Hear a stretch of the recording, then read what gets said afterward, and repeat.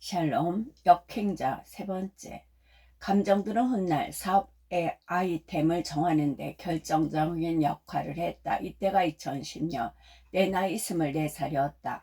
애초 철학과에 지원할 때 나는 철학이 행복을 가져다 주지 않을까 기대했다. 하지만 대학에 와서 본 철학과 교수님들은 행복해 보이지 않았다. 대학 내 정치적인 문제로 갈등을 빚거나 시간 강사를 대하는 모습을 보면 평범한 사람들과 다를 바 없었다. 전공 수업에서도 행복해지는 법 같은 건 따로 가르치지 않았다. 인식론, 형이상학, 가치론 등 굉장히 전문화된 지식들만 배웠다. 철학에 실망을 느낀 나는 몇 년 전까지 열심히 공부하던 심리학을 다시 파고들었고 심리학과 전공 수업도 들었다. 그런데 최신 이론들이 전혀 반영돼 있지 않고 옛 이론을 다습하는 것 같았다. 강의 수준도 실망스러웠다. 점차 대학에서 배울 게 별로 많지 않을지도 모른다는 생각에 이르렀다. 4년 전 겨울처럼 24살의 나는 다시 도서관에 처박혀 2달 내리 책만 읽어댔다. 사람의 행복에서 아주 중요한 요소는 좋은 짝을 만나는 것이라는 신념도 이때 생겼다.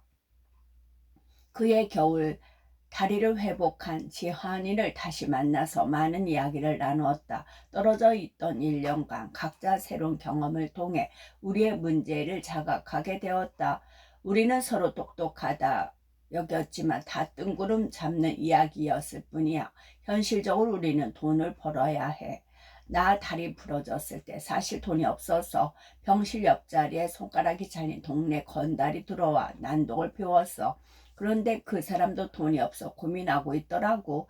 그 사람이나 나나 수술비가 없었지. 그때 이런 생각이 들더라고. 내가 이 건달이랑 정말 다를까? 몸을 다쳐도 수술비가 없으면 똑같이 이런 저지가 되는데도 우리의 대화는 한 방향을 향해 나아가고 있었다.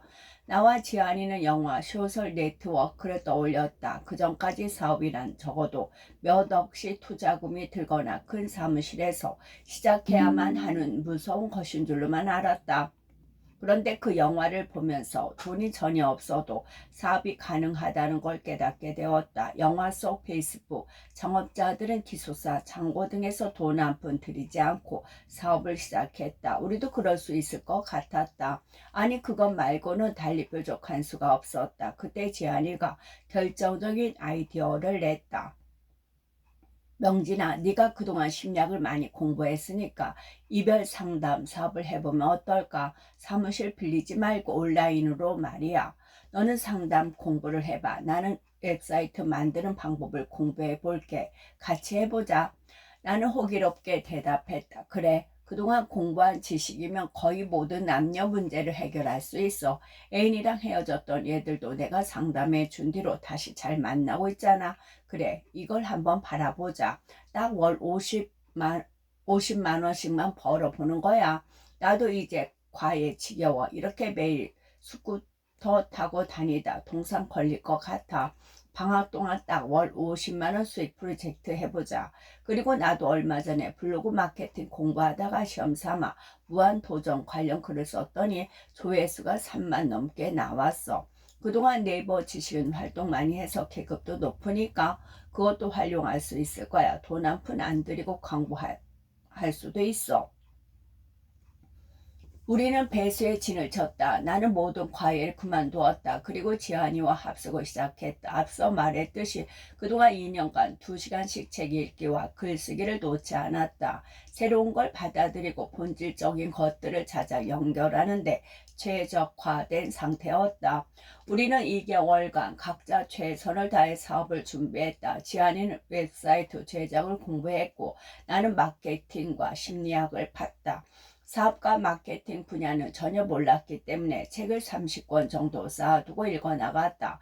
역행자 7단계 모델 같은 건 아직 없었지만 모르는 분야에 들어갈 때 책을 20권씩 읽으면 남들보다 훨씬 빨리 목표에 도달할 수 있다는 확신이 있었다. 게다가 이제는 2개월 후 창업이라는 구체적인 목표를 떠올리며 책을 읽어 나가는 상황이었다. 한 장 한 장 읽을 때마다 아이디어들이 샘솟았다. 나는 이별했거나 연애 고민이 있었을 때 어떻게 했지? 그래, 헤어진 여자친구 있는 법을 검색했었어. 그 검색어로 나의 네이버 지식인 작업을 하고 블로그를 써두자. 나와 같은 고민을 하는 사람들은 이 키워드로 검색할 거야. 블로그나 지식인을 타고 온 사람들이 우리를 신뢰하게 하려면 전문성을 보여줘야 해. 특히 칼럼이 중요해. 칼럼에서 완벽한 전문성을 보여주면 돼. 2년 넘게 단련해온 글솜씨를 발휘하자. 후기가 있어야 한다. 후기가 없으면 나라도 믿지 않을 거야. 대학 때 내가 연애 상담해서 잘 되었던 친구들에게 진솔한 후기를 남겨달라고 해야지. 그리고 또 내가 괴로울 때 했던 일이 뭐였지? 고민 상담을 해주는 네이버 카페에 들어가 봤었지. 그럼 거기에도 칼럼을 쓰자. 단 절대 상업적인 냄새가 나면 안 돼. 읽는 사람에게 진짜 도움이 될 만한 정보를 주는 거야. 일단 그래야 신뢰가 쌓여. 그렇게 열심히 생각하고 준비하기를 2달, 2011년 1월에 우리는 사이트를 오픈했다. 상담비는 5만원, 우리는 초대박이 난 줄 알았다. 하지만 충격적이게도 아무도 상담을 신청하지 않았다. 여유 자금은 고작 4만원 남은 상태였다. 지한이와 나는 일주일간 식빵과 우유만 먹으며 버티자고 결심했다. 그렇게 식빵과 우유로만 버티며 3일이 흐르자 우리는 생존의 위협을 느꼈다. 원룸 앞 트럭에서 파는 2,000원짜리 아메리카노를 정말 마시고 싶었다. 혹시나 싶어 웰사이트 메인 커피를 수정하고 상담료만 19,000원으로 낮췄다. 일단 단 한 번이라도 상담 신청이 들어오면 빵이나 밥을 사 먹을 수 있다는 생각밖에 들지 않았다. 우리는 잘되기 기도하고 잠이 들었다. 그 다음날 아침 7시 문자가 하나 왔다. 19,000원 입금됐습니다. 내 인생에서 가장 기쁜 순간 중 하나였다. 그때 지연이가 했던 말이 아직도 기억난다. 명진아, 우리 아메리카노 마시러 가자. 우리는 그 다음날 3천만 원을 벌어들이게 됐다. 사막, 행운 뒤에 숨은 것, 이보다 최악의 상황이 있을까? 2011년 3월 25살이던 우리의 사업은 나날이 발전했다. 월세 22만원짜리 방에 살다가 3천만 원을 벌어들이는 것 기적과도 같았다. 매일 이게 꿈이가 현실인가 싶은 나날을 보냈다. 밤에는 시간당 20만원을 벌면서 전재 상담상님 소리를 듣다가 낮에는 평범한 대학생으로 지내는 이중생활을 이어나갔다.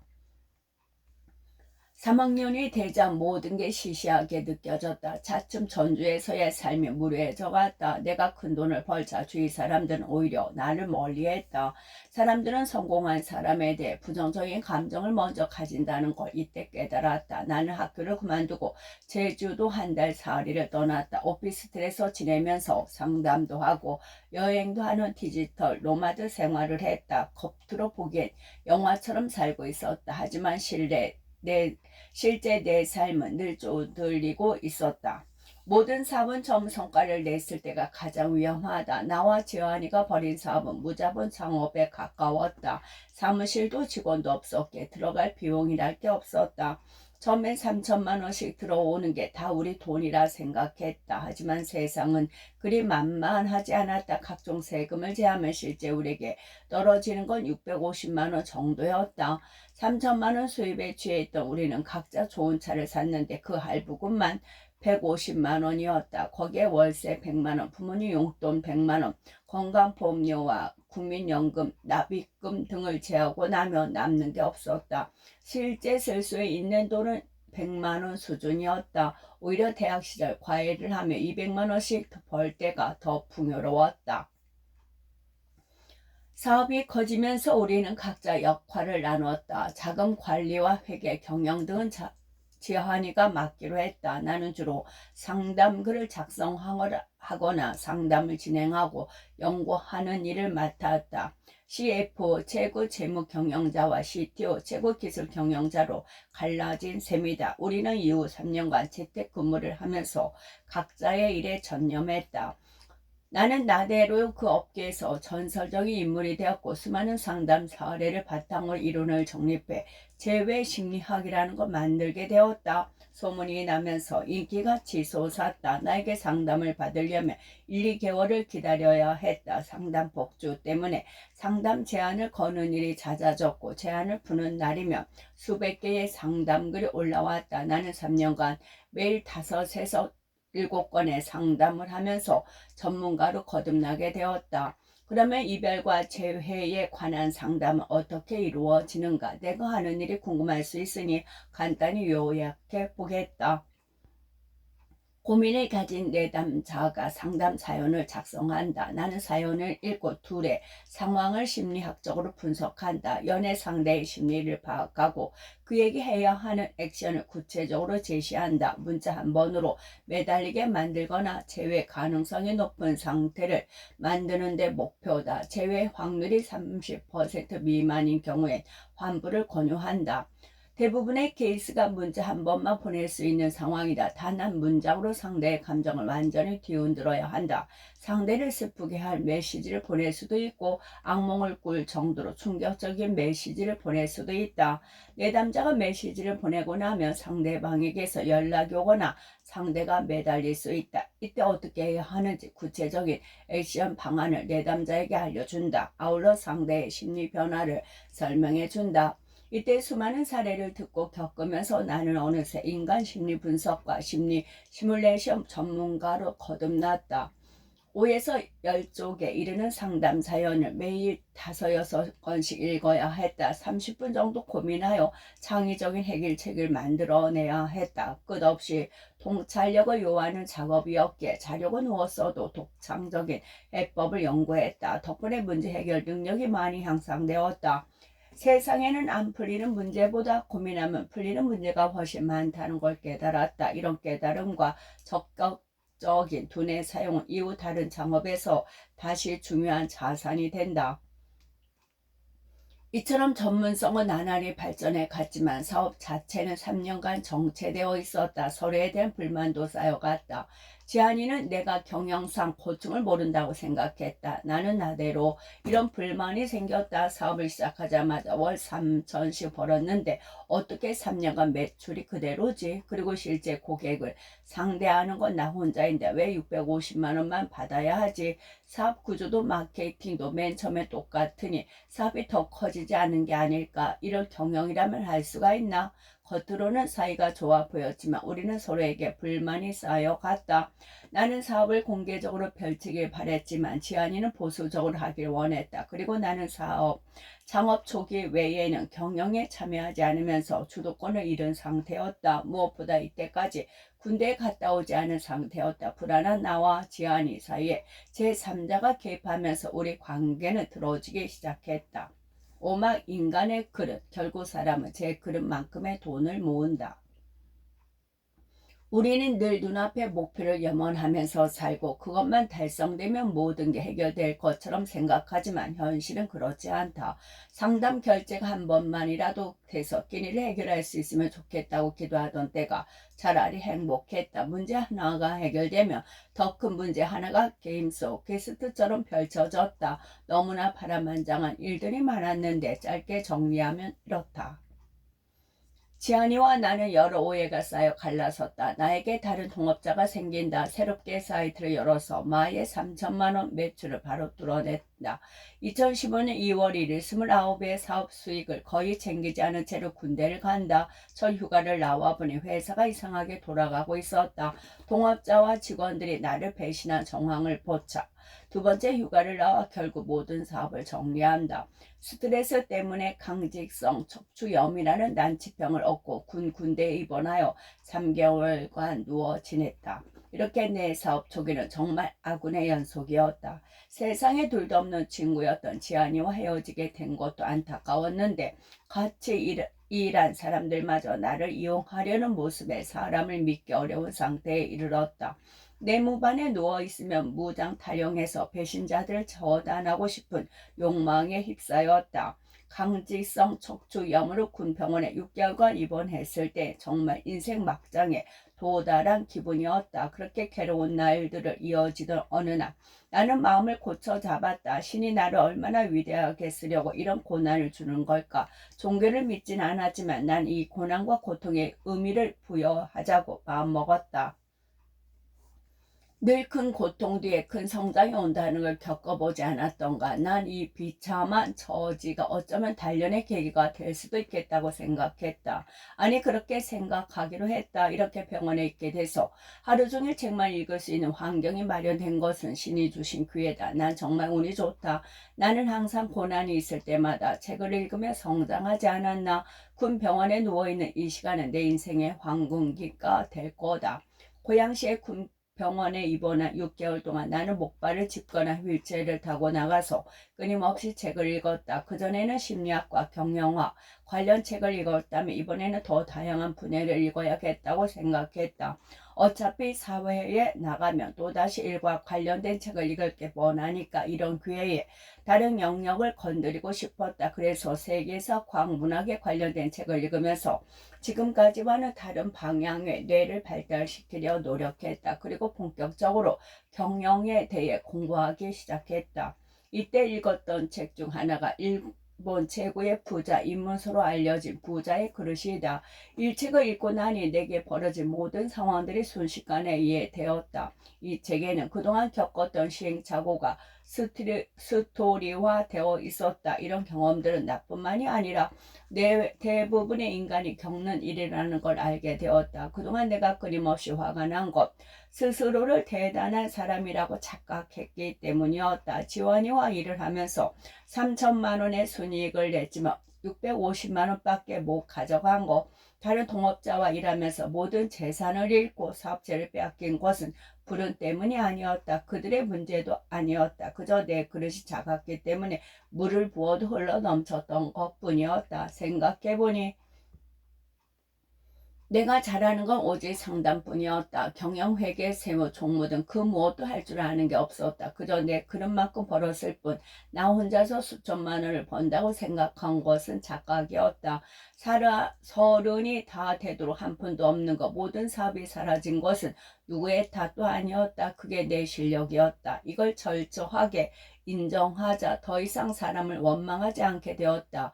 그리고 이제부터 뭘 해야 할지가 눈에 보이기 시작했다. 한 번에 큰돈을 버는 일은 없다. 사람은 제 그릇만큼 돈을 가져갈 뿐이다. 남을 탓하기보다는 내 문제에 집중하자. 나는 생각을 올바른 방향으로 이끌고 뇌를 최적화하려고 노력했다. 그리고 기분을 다지려고 했다. 예전엔 작은 일들을 하찮게 여겨서 저런 건 나 같은 천재 상담사가 할 일이 아니야 라고 생각했다. 그런데 바닥을 짚고 나니 모든 일이 소중했고 작은 일부터 능숙해져야만 내 진짜 실력이 드러난다는 생각이 들었다. 큰 고통 속에서 다시 새로운 사다리가 자라나기 시작했다. 당시 내게 강직성 척추염이 있긴 했으나 의과사 제대를 할 만큼 진행되지 않은 상황이었다. 6개월간 군 병원에 누워 있으면서 이 상태로는 군대에도 나에게 도움이 되지 않을 것 같았다. 빨리 제대를 해야겠다고 마음먹었다. 나는 특기를 살려 글을 썼다. 10여 쪽에 달하는 보고서를 작성해 군 간부들에게 전했다. 꾀병이 아니라 병세가 심각하다는 걸 알게 된 몇몇 간부들의 도움으로 제대할 수 있게 되었다. 2016년 1월 내 나이 30이었다.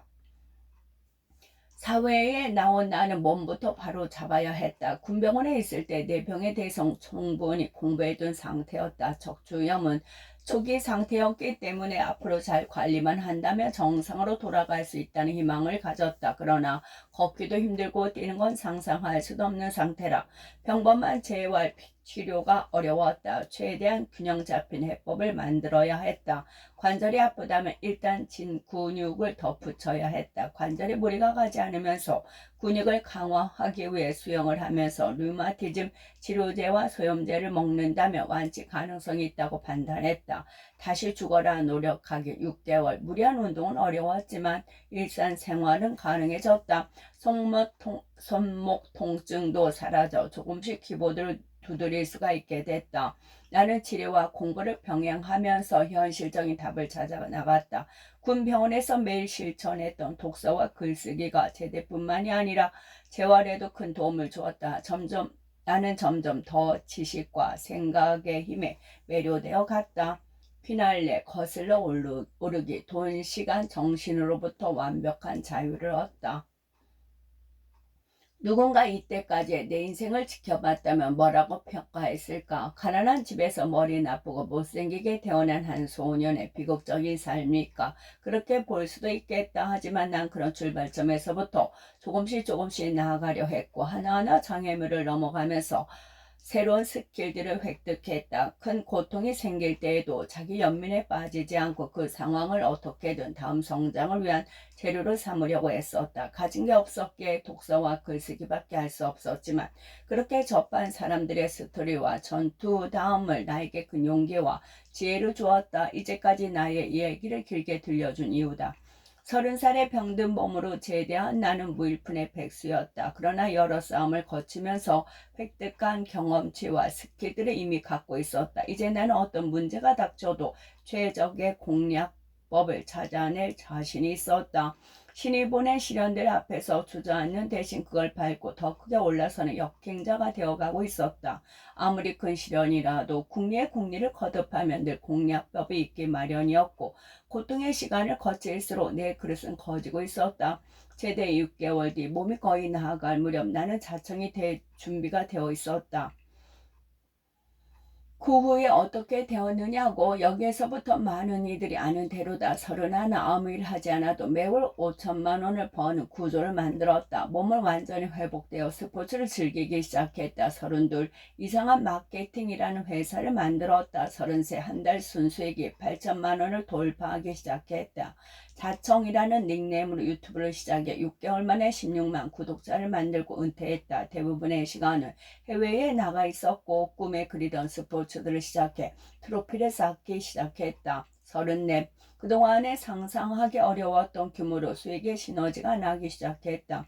사업이 커지면서 직원들 대규모로 복귀 시작했다. 35 정직원과 아르바이트생 포함 130여 명의 구성원들과 함께 일을 하고 있다. 이상한 마케팅, 아트라상, 푸드푸 등의 메인 회사를 비롯 총 6개 사업과 4개의 지분 투자 사업이 자동 수익을 만들어내고 있다. 이로 인해 보유한 수익 10억의 자산의 20% 이상의 투자 수익을 거두고 있다. 이후에는 오프라인 사업으로 욕망의 북카페, 위스키바 인피니, 청담동 레스토랑, 더부 라보 등을 만들면서 경제적 자유를 넘어 자아실현에 집중하고 있다.